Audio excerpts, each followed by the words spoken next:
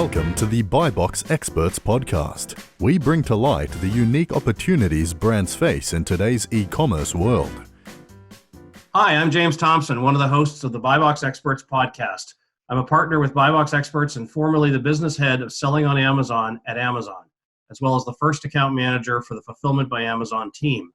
I'm co-author of the books Controlling Your Brand in the Age of Amazon and the Amazon Marketplace Dilemma, as well as co-founder of The Prosper Show.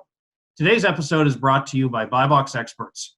Buy Box Experts takes ambitious brands and makes them unbeatable. When you hire Buy Box Experts, you receive the strategy optimization and marketing performance to succeed on Amazon. Buy Box Experts is the only agency that combines executive-level advisory services with expert performance management and execution of your Amazon channel strategy. Go to buyboxexperts.com to learn more.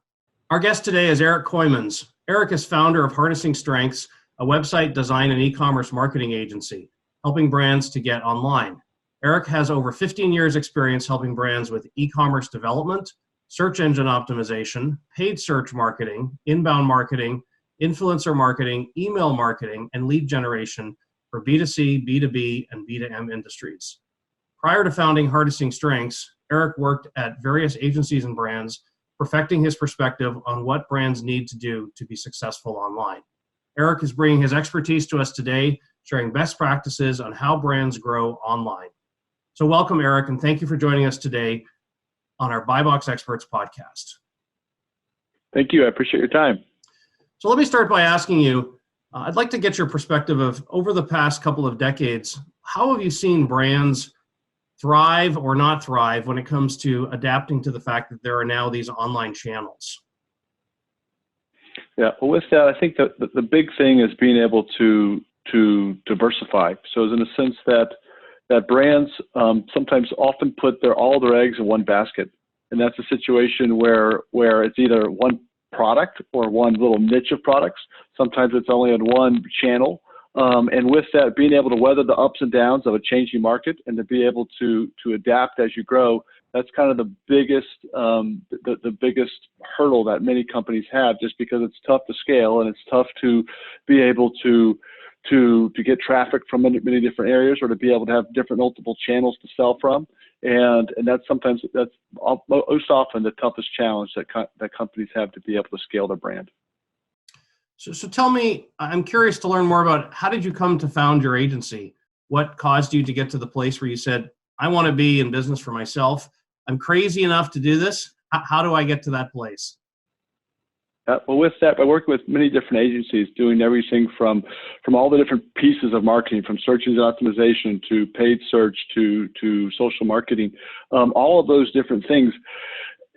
There's many different budget constraints and different things that were unable for us to do a fully great job. And so with that, we focus everything from not just doing great marketing, but also having a great foundation. And that was our biggest goal, is that we want to help clients grow in a very scalable way, and not just to do a bunch of advertising and say, and then all of a sudden stop and the train stops. That's not the goal. And so we really focus, really go deep into making certain that you have a great website, and be able to have diversified channels. And that was our main goal, just to be able to do it right from A to Z, and to really structure our company around a growth strategy, not just say, hey, here's a website, or here's some Facebook marketing, or here's one piece of it. Our goal is to really put together that global strategy to have a long-term relationship and to grow evenly over time. So online marketplaces have been around. Opportunity for brands to go direct to consumer has been now around for at least a decade. What mistakes do you see brands still commonly making when it comes to thinking about an online channel relative to the rest of their business? Yeah, well, with that, when it comes to mistakes, that's something that I think that the big thing that in today's world is that price is really kind of has become the big driver. Well, on Amazon, with the buy box, there's a lot of repricers and different things, and we've often seen the best success when brands focus on the why, not just the price, but what is not just the solution that this is providing, but people will go to Amazon or go to Google and search for a problem that they have. And oftentimes there's 50 different answers of how to fix that problem. But we've learned that if companies focus not on just selling the features of the product, but focus on the why, that this product is better and how this will change your life, not just improve your life, but change your life, that's something that people are then not focused on the price. They're not focused on the ability to that this feature does it over this, but really focusing on that there's a bigger picture here, and this is a complete solution to your problem. And then with that allows them to really scale that when it comes to putting together, either a bundle of products that allows you to have enough margin to be able to scale, and then also the ability to effectively drive traffic because you have enough margin to be able to pay for your costs, pay for your COGS, pay for all the fees, and really be able to scale in that direction. But that kind of product strategy is something where I really feel that most brands kind of stop at, okay, I can get this for a good price, and they don't think about or do the competitor analysis, build it around the demand of what people are searching for. And if you spend half your time telling what your product does, and not the why it makes your life better, then it gets a lot more expensive, and the ability to compete against all the different brands that are out there oftentimes gets lost in the shuffle because we're focusing on the features and not the big why that makes people want to pull the trigger and makes people not focused on the product and the features, but on the bigger problem that they had when they first started searching. So you work with companies to help them with consistency and scalability of their businesses.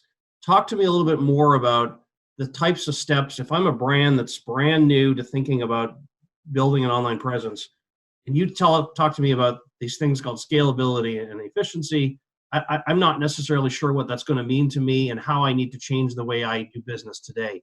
Tell me a little bit more about what scalability and efficiency mean. Yep. So with that, we don't just say, okay, we want to go sell this many products and this is your goal and just hope we get there. We actually really focus on planning for that. And so we first start off always with just doing a market analysis, starting with the keyword research, the competitor analysis, looking at the social analysis of that, using tools like Keyword Keg, which allows us to search and see how many people are searching on Google, how many people are searching on Amazon, and where the demand is, what are people looking for. And then we also use tools like SEMrush that basically allow us to see what are the competitors doing, and what are people selling on that. Where are they getting their traffic? And that's a big thing, is that people there's so much data out there that we just kind of just jump in a pool and hope we float. Well, in this situation, we can actually literally map out where people are searching, and be able to do a full a roadmap that says this month we're doing this month we're doing that, and be able to really scale through that. And then also when we start doing advertising, it's a situation where people don't realistically look at the budget to be able to say, okay, hey, I just want to launch a product on Amazon and hope it sells. Well, it's a little bit tougher these days. We actually have to do some things to drive traffic to do that. And you guys, of course, are the experts with that. But the goal is that when we look at that, we try to say, okay, hey, if we're going to build a website, if we're going to build a product strategy, what is the cost of advertising to do that? And you can see exactly what the cost per clicks are, be able to say what the cost for the audience is, and on Facebook, and really be able to map out, this is what a budget would look like. And this is what, based off your product margins, what you can expect to get in return. And those little details allow you to, if we can get the formula right, to say, okay, hey, if we drive this much traffic to Amazon, we'll make this much margin. If we drive this much traffic to your website and have that, for example, one impulse buy that says, hey, here's a digital product of a guide or a download, or here's something that allows us to upgrade to a bundle, then all of a sudden we've now made this profitable, and we can afford to really push the ball up the hill on Amazon, so that the ball then starts rolling by itself, and you get enough reviews and traffic and all the different performance enhancers to be able to help your product perform. But then also on your website to be able to say, okay, hey, I spend X and I'm making Y. And that's a scalable business model. And that's the goal, that with the cost of advertising, it's gone up 171% in the last 2 years. So that's like a big thing to note, that you just can't say, okay, let's launch a $19.99 product. We're going to win. There's FBA fees. There's all the fees in between. There's cost of the product. And then also, all the different things that go into that. And if we say, okay, hey, if we can get a product bundle that is a real product strategy that's based off of the demand that people are looking for, because we don't have to tell people what we sell. We want to know what they search for. And then we build a product bundle around that $75 to $99 price point. Then we would be able to say, okay, hey, I can spend $20. I can pay for my COGS. I have the one-click upsell to pay for my shipping and any of the other things that come along with it. And then I can scale. And then I can also diversify effectively, because I can launch a product and say, okay, hey, this budget I'm going to send towards Amazon. And it's tougher to track ROIs on that, but I can effectively, do an overall analysis on that and really get those reviews, get everything that we need to do, but be able to have a very scalable, this month we're doing this month we're doing that. We're tracking ROI every step of the way. We're building content. We're talking with influencers. We're getting all of the different metrics to say, and the foundation on your website, from content marketing and all the different things, to be able to say, when I stop marketing and I stop paying for it, the train keeps going. But that's the problem. All these people, the biggest problem with brands is they just base it all off of this, artificial growth, which is great. But we need the bus to keep moving after we tone it back or do the different things of that nature. And that's, really focus on making sure that you're getting those reviews on Amazon, that you're really getting all the different marketplaces set up, so that if you have an issue with Amazon, you can weather the storm before you get turned back on. And then also, when it comes to your brand and your advertising, you have to be able to pay for all the advertising. And sometimes you're going to have slow months. You're going to have the 5-to-1 ROIs at Christmas time and holiday, but then with that, you really need to be able to weather those 1-to-1 months where it's just, summertime, it's slow, or whatever it might be, and to really be able to scale and diversify with that. So one of the unusual aspects of your business is that you work with churches and ministries, helping them build their websites and building their online strategies. Most of the folks that we talk to on this podcast help companies sell physical products. When you're talking about churches and ministries, the offering is a very different type of offering. I'd love to hear more about the types of things you've learned working with these types of clients that have helped you in the physical product space. Yes. So the biggest thing that it really is our biggest passion when it comes to working with ministries, and this is from churches to nonprofits to all different sides of it. But basically, they often have lots of great products or great content that they're providing with great principles that can apply to anybody in their audience. And so with that, we really focus on doing the same product strategy or keyword research when it comes to the keyword research and the competitor analysis, and really looking at what are people in their area searching for, and what is that they want to provide this ministry or provide this resource, but they sometimes come up with a very creative name that nobody knows what that means unless they come and listen to the whole sermon, or they go listen to the whole book, or do whatever, go to that full conference. And our goal is to be very tactful, to say, okay, hey, if you're going to go sell a book or go, have a ministry, and whatever that your topics might be, you don't have to guess how many people are in your area in a 100-mile radius are searching for. Google tells you, and we can easily be able to really map out to say, okay, hey, our audience is struggling with these topics, and really be able to package that in a way in which they want to consume it, because that's a big issue. The people that, for example, with churches, that often people that want to be there might not be sitting in their service. Or you have a big, great conference that's great for moms, and there are some moms that are crazy. They can't go to a conference to get time off. So you have to be able to get, when they're on social media or they're on wherever they are, you have to be able to talk to them in a way in which they want to consume it. And that's a big thing that doesn't apply to brands. Often don't think about that as well. To say, okay, hey, I got this great problem. I solved your issue. But they don't put together the 30-second, the 1-minute clips so they can put on social where they could really build a relationship. And that's the goal. You can't just say, walk up to somebody, let's get married. There's a courting process involved in that. And there's a whole time of building that relationship. The same thing with products, same thing with ministries. And so we really say, okay, hey, let's use the data. Let's figure out what their problem is. And the best really fix is not just the little improvement, but how do we really change your life and really get them in that little nuggets to be able to say, after they've watched 2 or 3 of those videos, then to be able to, you can effectively remarket to them and say, okay, hey, they've engaged with us 30%.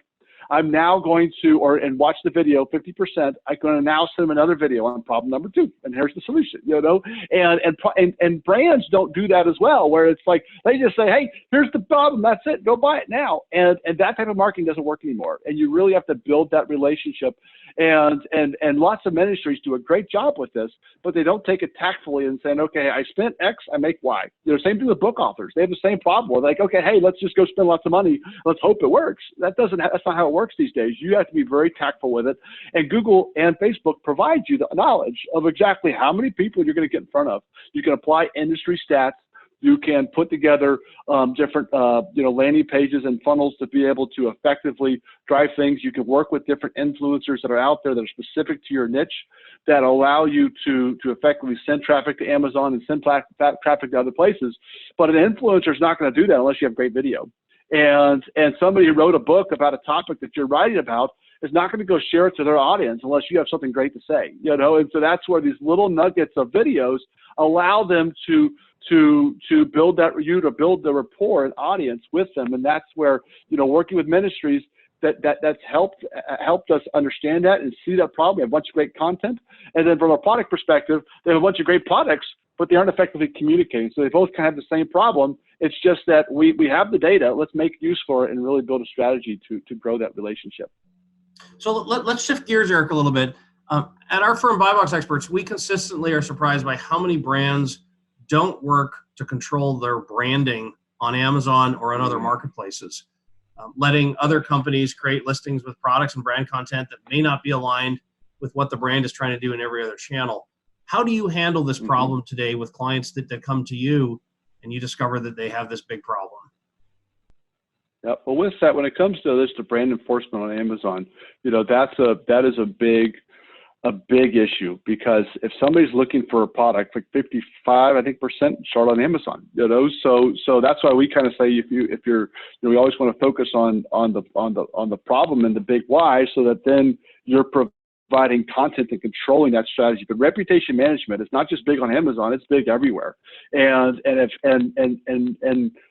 the ability to control your brand from a Google perspective too, and there's 10 spots on Google that you have to protect yourself with. That's where it's really important to not just build, have a great product, but to really build a great foundation on the website, to really do a lot of guest blogging and do a lot of, as this example, doing podcasts and doing different things that allow you to have great content that talks about the conversation that you're in, that your product niche is in, and then with that allow you to really scale it. And there's lots of different influencers that are out there that brands can work with that allow them to understand that this brand is the leader, and then with that you have to employ somebody at any brand, and this is not just because I'm on this podcast, but you have to employ a company like a BuyBox Experts to be able to protect your brand. Because if you don't, it's only a matter of time before there's 10 guys in China that are providing your product, and then all of a sudden you don't control your brand, and the product and that relationship that you're building, your equity with your clients, goes down because somebody actually bought it, and you get a couple bad reviews. Then the whole game changes. And so you got to start from day one to be able to really foster those relationships, make certain that you're getting the reviews, make certain that you're controlling the conversation online as well, so that you're working with the different influencers, so that your top 10 and really 15 spots of Google are controlled by content that you've put out there, and so that you can really scalably grow. And you have a team of people that if something bad happens with a review or something of that nature, you are able to weather those storms with the diversification and with influencers to be able to have another round of guest posts about this other problem that you solve, or whatever it might be, or different things of that nature. So yeah. One of the other strange issues we run into with prospective brand clients is they may have people in-house who handle various online presences of sorts, and yet when we explain to them the types of skills they need to be able to do well on Amazon, it's mind-boggling for them to understand that in fact it's a totally different set of skills. It's a different sandbox, it's a different set of rules. Why can't we just do what we do elsewhere and apply that to Amazon? Why does Amazon have to make it so different and so difficult at times? How do you deal with product clients who want to do things in-house, but don't necessarily have the Amazon capabilities? Yeah, well, I think there's two things. One, with Amazon, you're guilty until proven innocent. So you could not be doing anything wrong, and then all of a sudden you get a little, and then all of a sudden your game changes. And it could be a bogus review, a competitor doing something bad, but that can definitely affect you. And then also you don't know what you don't know. And we got into this industry, specifically with Amazon, because my wife was selling handbags, and then all of a sudden on Amazon, and then all of a sudden Amazon's like, hey, no more counterfeits. She's like, wait, I supply from the vendors. I can tell you exactly where I got them from, and all of that. It doesn't matter, and so that's a situation where you really have to have the right team in place, not for when things are good, it's for when things are bad, and that's the catch is that a brand owner needs to focus on growing on all channels. Okay. And Amazon is a piece of that channel, but it's not a channel that you can't hire somebody to do even better job that you can do. And then from there, you focus on some of the other aspects. When we talk about building a website, diversifying to other channels, to being able to have all the content marketing, and really focus on, hiring, getting the right, Facebook team in place, and all those different things, because running a business is tough.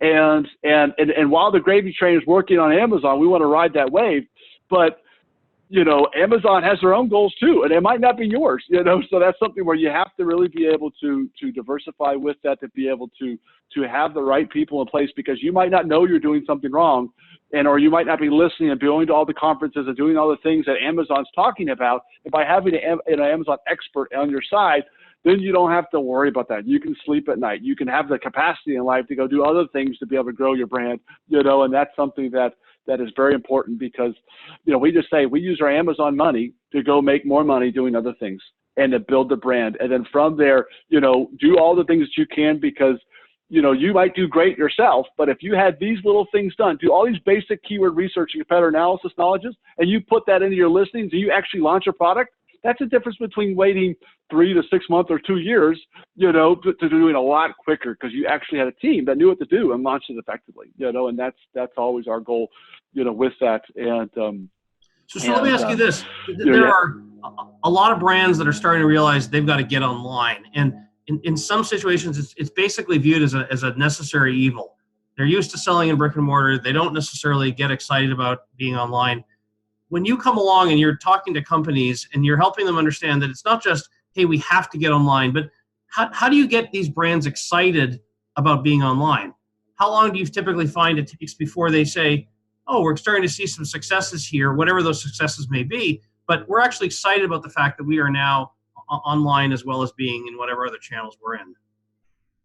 Yep. Well, the biggest thing is that the whole brick and mortar world is changing, and exactly where it's going, we don't know, but Amazon's going to be is the big factor of that. So you have to come to that realization. And so we talk about the exciting part about it. People that are kind of, are stiff-arming the whole online industry, are saying, hey, I'm going to stay in this building until it closes or whatever, I can't pay it. That's a situation where we actually take a different approach. Our part is excited that a brick and mortar store has the space. They have the building with all the stuff in it. Well, you might as well sell it outside the building too. And when I talk about that, and I talk about that experience, I do the basic keyword research. Before, if we were to talk about anything, I'll do a basic audit on your website, and I'll look, or a basic audit in your market analysis, and say, hey, this is how many people are searching right now in your city. This is how many people are searching right now in the United States, and this is how many people are searching in the world. And then with that, be able to say, and you provide this, and you provide this, and when I Google that, this is what people see. They don't see you. They see this, and by doing these 3 steps, you got to make it accomplishable. That's the whole big thing. Everybody's like, I got to go do everything. I'm going to sell here, go sell here, go sell here. And they fail with everything. You have to be able to effectively scalably grow, and you put together a roadmap that's accomplishable with their budget. And that's the big catch, is that, it'd be great to be able to, to just go and, put their stuff up on Amazon, send a whole bunch of traffic towards it. But if you don't have the, don't have the momentum, and don't have all the reviews and all the different things in the sandboxes, with that, you've got problems. It's not going to just be as effective. And so with that, you have to be able to scale and grow, be realistic with your budget, and you don't have to jump in the pool all at once, but you got to be very tactful with how you spend your money, and to really focus on diversifying where your sales are. Because I'm not saying you have to close your store or just only sell online, but you have the tough part taken care of. Most companies are sitting there going, hey, how do I get a fulfillment company? Who do I wear for products? Do I ship it from my basement or my garage, or do I get a fulfillment company? All of that. And they're trying to scale. So the goal is diversification, helps you sleep better at night, to be able to have all the different, aspects in line. And really, that product strategy we talked about earlier, being able to scale. There's no reason why you can't be selling $1 million from one bundle of products, but you have to have all the pieces in place, and that formula's got to make sense. And most people are not honest with, hey, if I have this much cost and this much fees and this many returns, I'm going to make enough to live. And that's the problem, is that you have to be very, very, realistic with, hey, this is how much, how much all of my expenses are, and here's how much my cost per acquisition is. And if that doesn't make sense, you need to adjust, and you have to be able to use the profits that you have to keep finding the ability of the niches, and really to create the audience and the people that believe in you and believe in your products and believe in your brand. And then from there, you can use those people to remarket and keep growing and be able to expand. You're solving the problem and the goals that they have. So you run an agency. I have an agency. We work with prospects all the time. I'd love to get your thoughts on the types of common mistakes you see companies making when they select agencies to help them. Yeah. Well, my biggest concern is anybody can build you a website, but can they make it perform? And I've been in agency meetings providing consulting, and they build a website and they go, okay, how are we going to market it? And they go, oh, how big's your email list? And you're like, wait, you're just asking about this question about how you market it? We don't take a step forward unless we know where the demand is, and you don't go buy a product or even think about a product until you know who your customer is and what the problem is.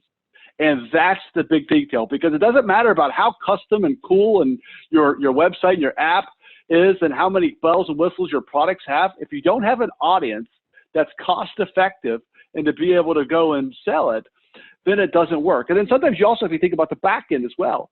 Just because you can get a great product, can you cost effectively make it, and can you cost effectively ship it?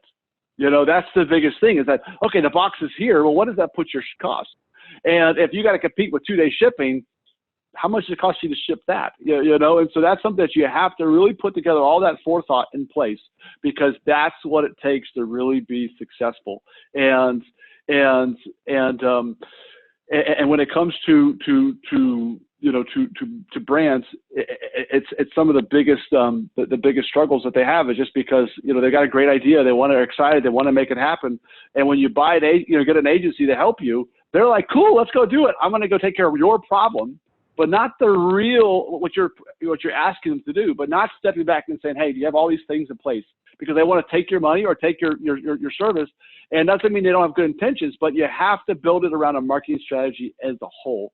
And in this situation, really focus on the data, the strategy, and you have performance metrics in place. If I don't perform, you can just stop. Same thing with anybody that's out there. You have to have that metric in place. And with that, I'm not going to tell guests what I'm doing in 6 months from now. If we're going to start working, and any business owner has to have this. This month, you're doing this next month, next 6 months, next 12 months, next 24 months. And if they don't align with that, and you don't really start with that focus, and you know exactly where you're going to get there and are realistic with how you're actually going to accomplish it and pay for it and all of that, then you're working with the wrong company. And that's something that and that's the biggest things that I ask is, okay, not just what's your portfolio and how big's your website, how big clients you work with, is what are your ROIs? What are your cost per acquisitions? What have you done to scale a business? Because if you're not growing 40 to 80% year over year, you're doing something wrong. And if you haven't gone viral or been able to have 2 or 3 or 4x growth, you're not doing this product strategy well that we talked about earlier. And those are things that you really have to be able to have those ups and those product strategies in place, so that you're growing strategically with that, because you're going to have bad months too, and you're going to have these tough times. But if you're not effectively growing and you're not optimizing and growing with how you're doing it, then and changing your business and adapting with all of these changes, you're going to struggle, just because the best part about the industry is it's changing. And if you're ahead of that curve, you're going to keep on winning and keep on, doing good, because a lot of companies don't change the website. They don't do optimize the website. They don't change their Facebook. They don't touch anything just because it's working. Don't touch it. But you have to, be able to keep growing, because if you're not moving forward, you're moving backwards. You're not going up on search, you're going down, and because other people are moving. And so that's where you have to really focus on. So Eric, let's talk about you and your business. Talk to me about our early days starting your agency. What happened? What was the turning point for you when you realized I'm actually good at working with brands and helping them coach them through these different steps? Was there a particular point where you said, yeah, actually I can make a profession doing this? Yeah, well, I think the biggest thing that I learned from my mistakes and also weaknesses. So when I first got started, I kind of had a programming mind, so I could program something and just make it super cool, and with that would be able to make a brand successful. And luckily, I landed at a great marketing agency that I quickly learned that if I'm not growing their brand and growing their whole their traffic and their sales, that it doesn't matter what it looks like. It doesn't matter how great and how perfectly the code was written. That's where a lot of companies get stuck on. They get stuck on the little details, but it's all about what are your reports and your metrics that are growing you. And so that was when I came to that understanding, to be able to say, hey, how am I growing a company? And what am I doing to really build that roadmap? Because if I'm not giving the right ROIs, you're going to get, they can't continue to keep paying you. And so that was kind of the biggest thing. And then also, coming from a search engine optimization background and really focusing on that kind of e-commerce side of things, I quickly learned that I can get you anywhere that you want to be. But the catch is that's a 6 to 12 month game. What do you do in the 1 to 6 months? And that's where I really then kind of stepped back and said, hey, there's a bunch of great opportunities on paid avenues and on Facebook in terms of paid avenues, Google and Facebook.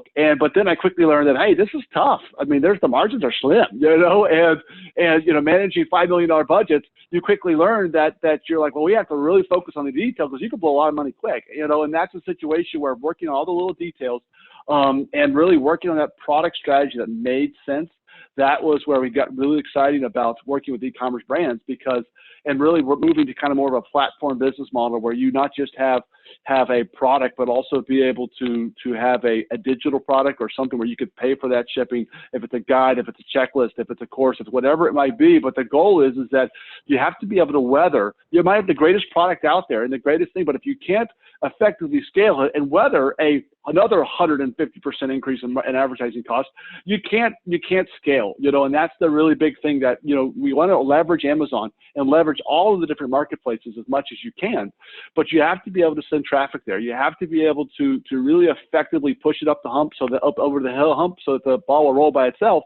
But the way that you do that is to be able to make enough margins on your website to be able to put money towards it, and to really be able to have the right team in place so that you can protect your brand on Amazon and protect your brand in all the marketplaces, and then effectively launch products and push them up the hill to be successful. So, and that was kind of, my evolution was kind of that kind of route. So, yep. In your own professional journey to where you are now, what types of professional mentors have you had, and what kinds of advice have you taken from your mentors that really helped you rethink the way you were going to market and doing what you're doing? Yeah. So with that, one of our, specifically somebody that I follow closely is Sam O with AHrefs. With that is a very good, SEO kind of minded person working on building strategic relationships and specifically with building backlinks. And that's a piece that a lot of companies miss, is that they do the on-site stuff and they don't do the off-site stuff. And then from there, honestly, I actually, very stiff-armed and did not want to follow the whole, funnel side of things, just because I thought it was spammy. I thought it was, a situation where people were too aggressive and Google slapped it, and there's a whole bunch of different things. But the one thing that I've quickly learned is that the cost of advertising you have to at least pay attention. And there are strategies that you can apply to great brands and provide an educational experience. And that's the biggest thing, is that you want to really be helping people solve their problem and educate them on why. If you just do this, you aren't going to be able to do this and this. But if you do these three things, what these three products provide, then you can effectively educate. You're focused on that why and not the problem. And when I learned that, then all of a sudden, and that's where I really focused a lot on. I read some different books from everything from Brand Storyboard to Expert Secrets to a lot of the different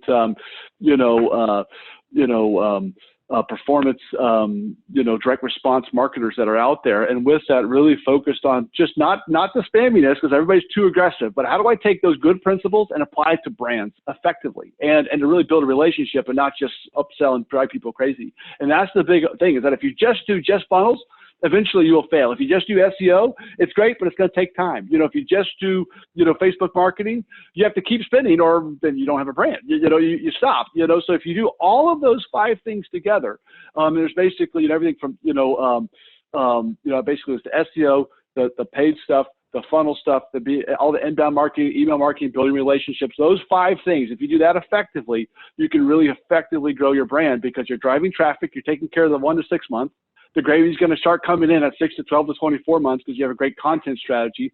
And if you lose one channel, you're diversified enough and you can weather the storms to get that taken care of. And that's kind of the goal, that when it comes to those, those 3 things, those 5 things, I really try to focus on learning and also not stiff arming. That was my biggest thing, is that learn from what everybody's got to say. You don't have to agree with it. You don't have to do it all, but you got to learn and keep learning.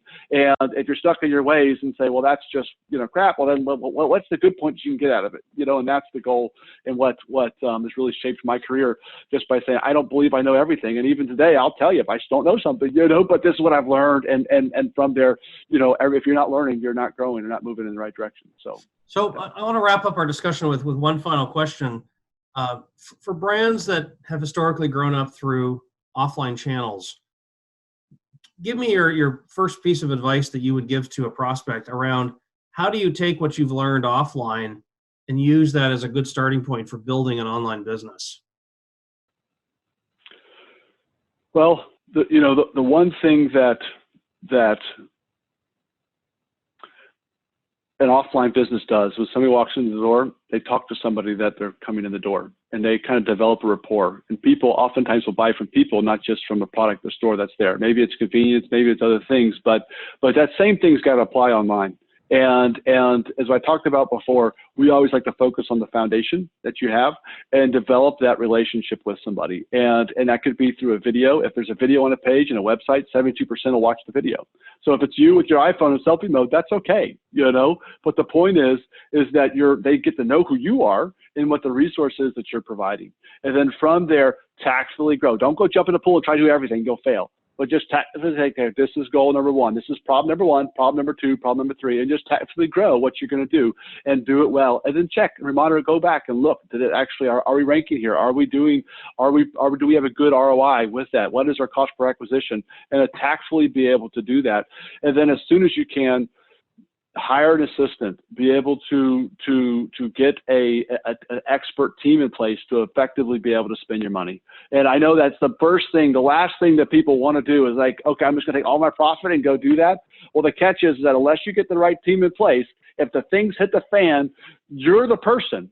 And that doesn't work. You can't scalably grow if you're the person. As an agency owner, I have that problem, and I have a tough time of paying the extra money to get the right people in place. But it's important to do so, because then you can walk and chew gum and scale and take care of problems and really be able to get the right people in place so that you can stay focused on the vision of where you're going and not in the day-to-day weeds. And that's a problem with most companies. If you have your own store, you're used to doing everything from payroll to this to that to setup. But online, you can't do that as well. You have to have the right team in place. And it doesn't mean you have to go get the big branding packages and stuff that aren't going to bring you direct ROI. Be very smart with the people you hire, and use tools, when it comes to online, like free tools like WordPress. Look at ThemeForce. Look at, some of these things that get you a basic foundation, and then focus on content and building content, and then focus on, conversion rates and really focusing on those things, and start small with your advertising, but you have to spend money to make money. There's no secret other than that. You have to spend money to make money. And if you're not making a good ROI, don't keep spending. Stop, focus, figure out what you're doing, and figure out what the problem is, what you're doing wrong, and then be able to scale from there. Eric, I want to thank you for joining us today. For those of you interested in learning more about Eric's organization, visit harnessingstrengths.com. Thanks for being on today, Eric. Great. I appreciate your time. Thank you. Thanks for listening to the BuyBox Experts podcast. Be sure to click subscribe, check us out on the web, and we'll see you next time.